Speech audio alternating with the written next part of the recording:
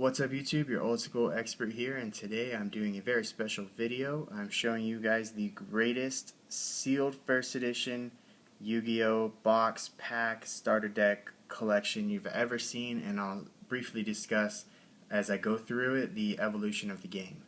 So let's get it started with March 2002 and the release of the starter deck Yugi and starter deck Kaiba. Of course they came in first edition and then they soon printed the unlimited versions. The first edition versions here are about 200 each.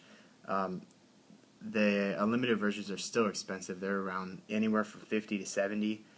And these really, back then I think they were $10. They got you started with everything you needed. You know, Dark Hole, Trap Hole, Monster Reborn, just a lot of staples in here. Yugi's had Card Destruction. Kaiba had, of course, Blue Eyes, and you know, Dark Magician was somewhat playable, but Blue Eyes was obviously the best 8-star monster, or you know, any monster that required 2 tributes. Blue Eyes was the best one. So the starter decks were released in March 2002, and they really got you going. And with the starter decks, they released the Legend of Blue Eyes White Dragon booster set. This is a sealed first edition box. I have 2 of them. I don't really need to show you guys the second one. I might have a third, and I do trade and sell these, so let me know if you're interested. But please be serious. Don't try to give me crap for it. So with this set, they of course released the ultra rare version of things like Monster Reborn, Super Dark Hole, and it also released some alternate artworks of Dark Magician and Blue Eyes, but even better, it had all the Exodia pieces, and it had a lot of fusion monsters, and of course the only card back then to use with the fusion monsters was Polymerization. It also came in here. And you had like Super Trap Hole. So it was a very good set. It was groundbreaking. It really got Yu-Gi-Oh! On the map in North America. So a few months later, I believe it was June 2002, Konami and Upper Deck released Metal Raiders, the very first expansion to the TCG in North America. And Metal Raiders was again groundbreaking. It was the first set to have common fusions. It had more effect monsters. The first monsters that could attack your opponent's life points directly. And of course it had the first counter trap cards. It was an amazing set. The list goes on and on. Veronik Guardian, everyone was crazy about it because its attack was so high. So here's the first edition sealed Metal Raiders box. Then a few months later, in right around September I think of 2002, they released Magic Ruler, and this again groundbreaking. The best Magic cards ever printed were in this set. You've got cards like Confiscation, Forceful Sentry, Delinquent Duo, and then stuff like Snatch Steal. And then, of course, you had Relinquished in this set. Everyone saw Relinquished on the anime, and here he was in real life. You could use it. It was amazing. Trying to think of what else was really good. I mean, there were a lot of good cards out of this set. Giant Trinade came out of this set. Mystical Space Typhoon, first card after Heavy Storm that could destroy a magic or trap, and it was also a quick play spell card, or it might have been the first, I'm not sure. I think it was the first quick play. So Magic Ruler definitely introduced some amazing things, and of course a lot of these cards are either banned or limited. So a few months later, again, they like to space them out about 3 or 4 months apart. In December 2002 came Pharaohs Servant.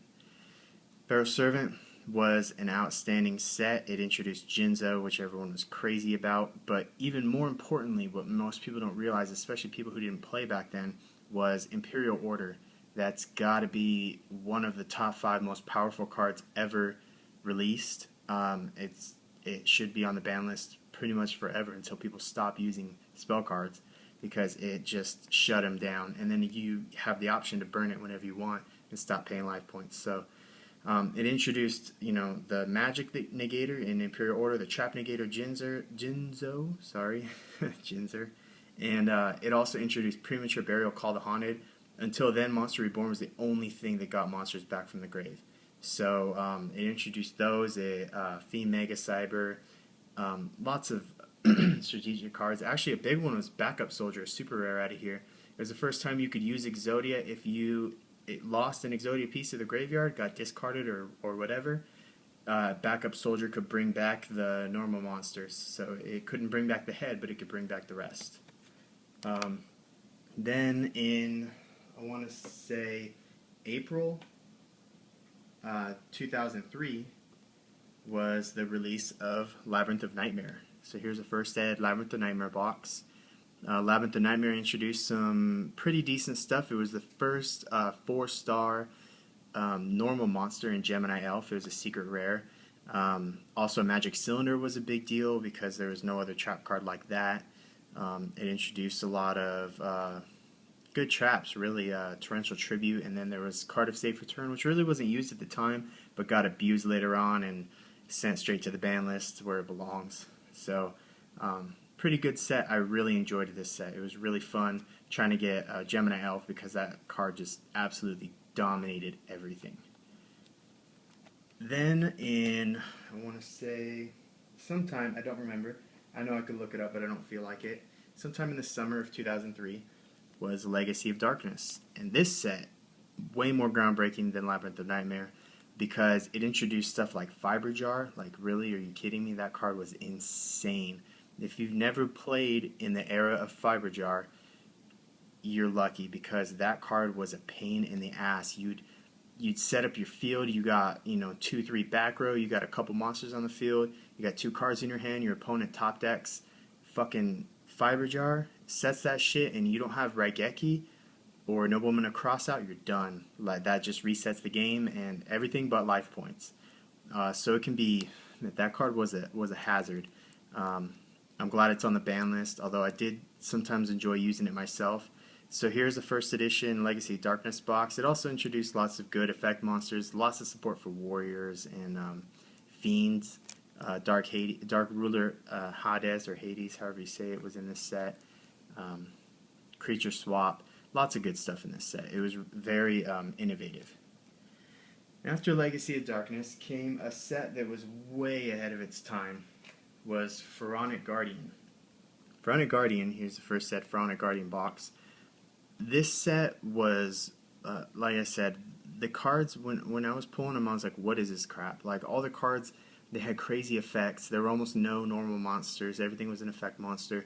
And that really made a lot of people quit the game. A lot of friends that I would hang out with and talk to, they all said they quit because of this set.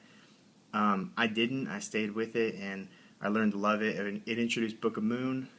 Really, the rares and commons in this set are 100 times better than the supers, ultras, and secrets. Of course, Lava Golem was a good one. It did introduce a lot of burn cards, but it introduced stuff like Spirit Reaper and some zombie support cards and Pyramid Turtle. And it was the first set to really be ahead of its time because it took about 5 years for cards in this set to be very playable. At the time of its release, not a whole lot in this set was used. Ring of Destruction, of course, was, but that got banned. So, a lot of people quit during Veronik Guardian, but I think they did really well with reviving the series when they released Magician's Force towards the end of 2000, or no, I think it was the beginning of 2004 was Magician's Force. Here is a first edition Magician's Force box. It's actually the only one, I think, where the first edition's up there instead of down here. Extremely rare, these sets. They were short printed. That's why the Dark Magician Girl, not only is it popular, but it was short printed. That's why it's pretty valuable. And this set introduced more 1900 attack 4-star monsters that didn't have debilitating effects like Skilled Dark Magician or Luster Dragon. And it introduced a lot of support for spellcasters. So it was a very good set. It was a lot of fun, and it really felt like it revived Yu-Gi-Oh! At the time. So moving on from that, in mid-2004, they released, or maybe it was 2004, they released Dark Crisis. Now, Dark Crisis, again, like Magician's Force, was short printed, and if you look these up, these boxes are very expensive. They're pretty hard to come by. In first edition, Unlimited's not too bad. But again, Dark Crisis wasn't that great of a set. I've only ever heard one person tell me it was their favorite set. It was someone on YouTube, and I really didn't like it. It had a lot of weird stuff, but it did introduce the Exonian Necros, which is a badass card, and Vampire Lord, which is also a pretty decent card, especially then because the best way back then to destroy a monster was to use Fissure or to use Dark Hole, Raigeki, Trap Hole, something like that, but none of that stuff got rid of good old Vampire Lord. So that's when people really started using Bottomless Trap Hole to get rid of him. If he was Chibi summoned. If he was brought up by Pyramid Turtle, that's just too bad. So, Dark Crisis.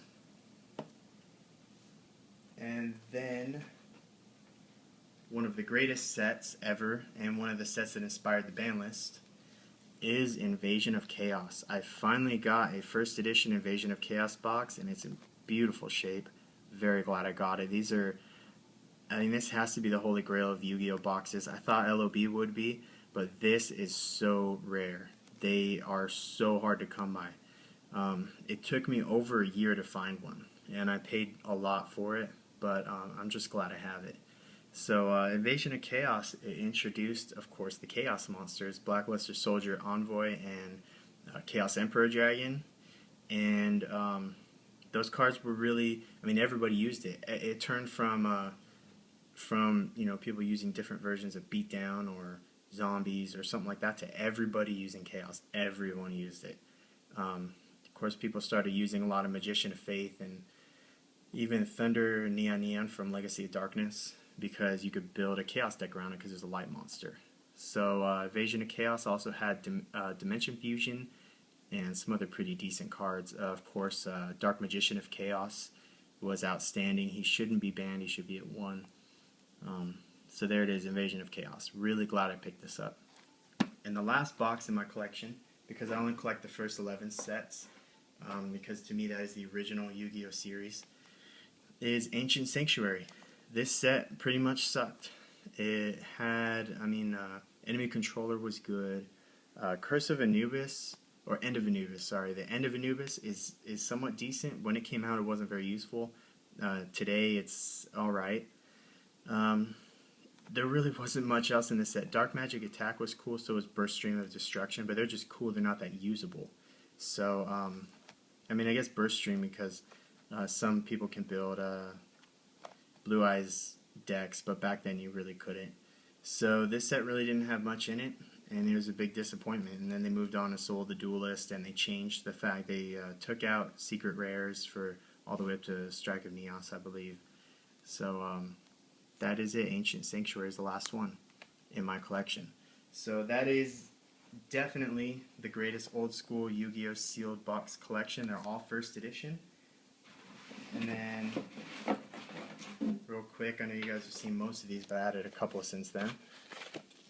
I'll go in reverse order. There's Ancient Sanctuary Booster, Invasion of Chaos, Blisters, Dark Crisis, Veronik Guardian, Legacy of Darkness, Labyrinth of Nightmare, Pharaohs Servant, Magic Ruler, Metal Raiders, and Legend of Blue Eyes. The only one I'm missing is Magician's Force. I haven't been able to find one. I'm hoping one day I will. I'm looking for the official one that was made by Upper Deck and Konami. It's got all this artwork and everything. So, I guess the last thing I didn't really talk about was the promotion pack, but you guys have seen my opening. You pretty much know what's in this. They're pretty rare, and they're pretty weird, too. So, I just want to say thanks for watching, guys. If you have any questions about anything, let me know. If you want to make any offers on an LOB box, this is the only box I have an extra of right now.